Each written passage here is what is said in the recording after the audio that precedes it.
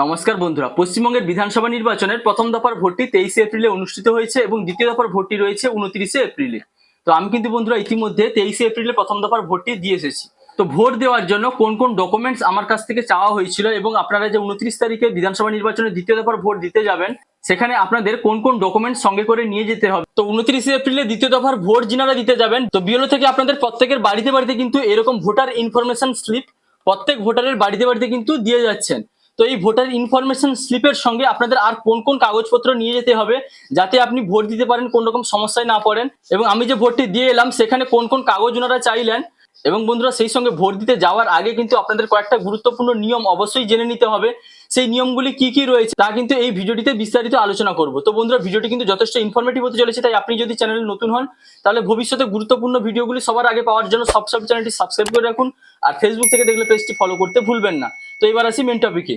তো যিনারা 29 এপ্রিল দ্বিতীয় দফার ভোট দিতে যাবেন আপনাদের প্রত্যেকের বাড়িতে বাড়িতে কিন্তু বিএলও থেকে এরকম ভোটার ইনফরমেশন স্লিপ ইতিমধ্যে দিয়ে গেছে। তো যে সমস্ত ভোটারদের বাড়িতে এই স্লিপ এখনো পর্যন্ত আসেনি আপনারা কিন্তু 29 তারিখের মধ্যে পেয়ে যাবেন, অর্থাৎ বিএলও কিন্তু আপনাদের বাড়িতে এসে দিয়ে যাবেন। তো বন্ধুরা এই স্লিপটি আপনারা যখন নিচের দিকে দেখতে পাবেন, এই স্লিপে কিন্তু লেখা রয়েছে, একটা জায়গায় দেখবেন প্রথম পেজের একদম নিচের দিকে লেখা রয়েছে this will not be accepted as an identification document for voting. অর্থাৎ আপনি যে ভোট দিতে যাবেন তার জন্য আপনাকে আপনার শনাক্তকরণ নথি হিসেবে কিন্তু এই শুধুমাত্র ভোটার ইনফরমেশন স্লিপ হলে চলবে না, অর্থাৎ শুধুমাত্র ভোটার ইনফরমেশন স্লিপ নিয়ে আপনি কিন্তু ভোট দিতে পারবেন না। তো এর সঙ্গে আপনার কোন কোন ডকুমেন্টস প্রয়োজন রয়েছে সেটি কিন্তু এই ভিডিওটিতে আপনাদের জানাচ্ছি। তার আগে আপনাদের জানিয়ে দিই কয়েকটা কিন্তু গুরুত্বপূর্ণ নিয়ম আপনাদের অবশ্যই মানতে হবে। সেই নিয়মগুলি কি কি আপনাদের যে ভোটার ইনফরমেশন স্লিপটি দেওয়া হয়েছে তার উল্টো দিকে কিন্তু লেখা রয়েছে। তো বন্ধুরা দেখুন, প্রথমে কিন্তু লেখা রয়েছে ইম্পর্টেন্ট ইনফরমেশন ফর ভোটার্স, অর্থাৎ ভোটারদের জন্য কয়েকটি গুরুত্বপূর্ণ তথ্য। এবার আপনারা একেবারে প্রথমে দেখতে পারবেন বিএলওর নাম এবং কন্ট্যাক্ট নম্বর দেওয়া রয়েছে।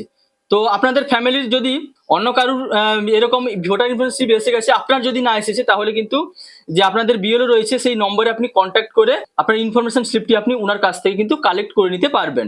তো এবার দেখুন বন্ধুরা, প্রথম যে নিয়মটি বলা হয়েছে লেখা আছে দেখুন, ভোটের শেষ সময়ে সারিতে থাকা সমস্ত ভোটারকে তাদের ভোট দেওয়ার অনুমতি দেওয়া হবে। অর্থাৎ বলা হয়েছে হয়তো ভোটের শেষ সময়ে আপনি সেখানে উপস্থিত হয়েছেন এবং সারিতে দাঁড়িয়ে গেছেন এবং ভোটের যে টাইম দেওয়া রয়েছে শেষ সময়টা রয়েছে 6টা, উপস্থিত হয়েছেন এবং লাইনে দাঁড়িয়ে গেছেন।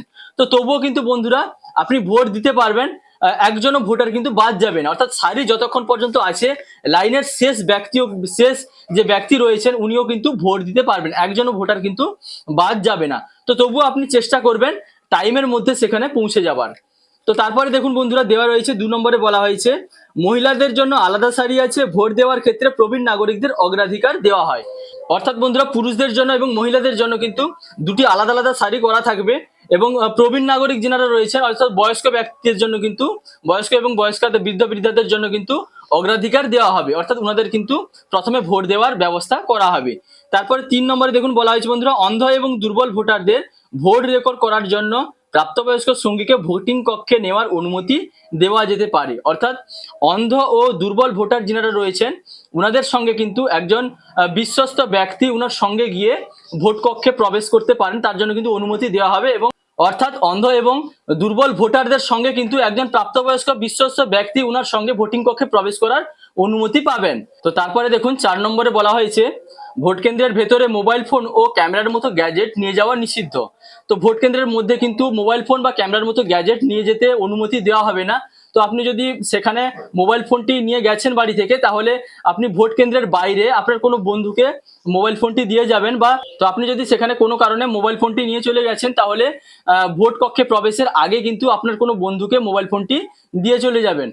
অথবা আপনি যদি সেখানে কোনো ব্যবস্থা থাকে মোবাইল ফোন রাখার মতো তাহলে সেই জায়গায় আপনি মোবাইল ফোন রেখে দিয়ে যান, এবং কোনো কারণে কিন্তু আপনি ভেতরে যদি মোবাইল নিয়ে প্রবেশ করেন তাহলে কিন্তু সমস্যা হয়ে যাবে। তাই কিন্তু আগে থেকে আপনি সতর্ক হন এবং মোবাইল ফোন বা ক্যামেরার মতো গ্যাজেট কিন্তু ভোটিং কক্ষে আপনি নিয়ে প্রবেশ করবেন না। তো তারপরে দেখুন 5 নম্বরে বলা হয়েছে কোনো নির্দিষ্ট প্রার্থীকে ভোট দেওয়ার জন্য অর্থ বা অন্য কোনো তৃপ্তি দেওয়া বা গ্রহণ করা আইনের অধীনে দুর্নীতিগ্রস্ত অনুশীলন। অর্থাৎ বন্ধুরা কোনো ভোটারকে যদি কেউ টাকা দেন, কোনো নির্দিষ্ট প্রার্থীকে ভোট দেওয়ার জন্য কিন্তু কোনো টাকা দেন বা কোনোভাবে প্রলোভন দেখান, তাহলে যিনি টাকা দিচ্ছেন, প্রলোভন দেখাচ্ছেন, বা যিনি গ্রহণ করছেন, যে ভোটার গ্রহণ করছেন, দুজনেই কিন্তু শাস্তি পাবেন।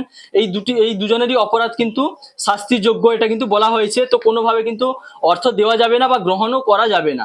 তো তারপরে দেখুন 6 নম্বরে বলা হয়েছে ভোট কেন্দ্রের শনাক্তকরণের উদ্দেশ্যে এই স্লিপটি গ্রহণ করা হবে না, যেটি আপনাকে সচিত্র ভোটার পরিচয়পত্র গ্রহণ করতে হবে বা কমিশন দ্বারা নির্দিষ্ট করা 12টি বিকল্প নথির মধ্যে একটি বহন করতে হবে। তো বন্ধুরা আগেই আপনাদের বলেছি, আপনি শুধুমাত্র এই ভোটার ইনফরমেশন স্লিপটি সঙ্গে নিয়ে ভোট দিতে পারবেন না। তো আমাদের এখানে এই ইনফরমেশন স্লিপের সঙ্গে যেটি দেখা হয়েছিল সেটি হলো আমাদের ভোটার আইডি কার্ড। অর্থাৎ আপনাদের যে ভোটার আইডি কার্ডটি রয়েছে, সেই ভোটার কার্ডটি আপনারা এই ইনফরমেশন স্লিপের সঙ্গে অবশ্যই নিয়ে যাবেন, এবং সঙ্গে আপনারা আধার কার্ড নিতে পারলে ভালো। আধার কার্ড যদিও আমাদের এখানে দেখা হচ্ছে না, তবুও আপনি কিন্তু আপনার আধার কার্ডটি সঙ্গে নিয়ে যেতে পারেন। যদি কোনো কারণে ওনারা দেখতে চান, তাহলে আপনি কিন্তু সেখানে আধার কার্ডটিও দেখাবেন। তো আপনাদের কিন্তু ভোটার ইনফরমেশন স্লিপের সঙ্গে ভোটার আইডি কার্ডটি অবশ্যই নিয়ে যেতে হবে। তো বন্ধুরা আশা করি বুঝতে পারলেন, 29 এপ্রিলে যে সমস্ত ভোটাররা বিধানসভা নির্বাচনে দ্বিতীয় দফার ভোট দিতে যাবেন, আপনারা ভোটার ইনফরমেশন স্লিপটি অবশ্যই সঙ্গে নিয়ে যাবেন এবং আপনার ভোটার আইডি কার্ডটি অবশ্যই সঙ্গে নিয়ে যাবেন। তো যিনাদের বাড়িতে এখনো পর্যন্ত ভোটার ইনফরমেশন স্লিপ আসেনি, আপনারা বিএলওর সঙ্গে যোগাযোগ করুন, সেখান থেকে আপনারা অবশ্যই কালেক্ট করে নিতে পারবেন। এবং যিনাদের এখনো আসেনি, 29 তারিখের মধ্যে আপনারা সবাই কিন্তু বাড়িতে বাড়িতে এই ইনফরমেশন স্লিপটি অবশ্যই পেয়ে যাবেন। তো বন্ধুরা এই প্রসঙ্গে আপনাদের আরো জানিয়ে দিই, আপনাদের ভোটার ইনফরমেশন স্লিপ আসার পরে আপনারা দেখতে পাবেন ডান দিকে কোণে কিন্তু আপনাদের সিরিয়াল নম্বর দেওয়া রয়েছে। এই সিরিয়াল নম্বরটি আপনারা যখন ভোট দিতে যাবেন সেখানে কিন্তু প্রয়োজন হবে। তো এই জন্য আপনারা কিন্তু সিরিয়াল নম্বরটি মনে রাখবেন এবং এই স্লিপটি কিন্তু অবশ্যই সঙ্গে নিয়ে যাবেন। তো বন্ধুরা এই ছিল আজকের আপডেট। যদি ভিডিওটি ভালো লাগে তাহলে লাইক, কমেন্ট, শেয়ার এবং সাবস্ক্রাইব করতে ভুলবেন না। দেখা হচ্ছে পরবর্তী কোনো ইনফরমেটিভ ভিডিওর সঙ্গে। আপনারা ভালো থাকবেন, সুস্থ থাকবেন।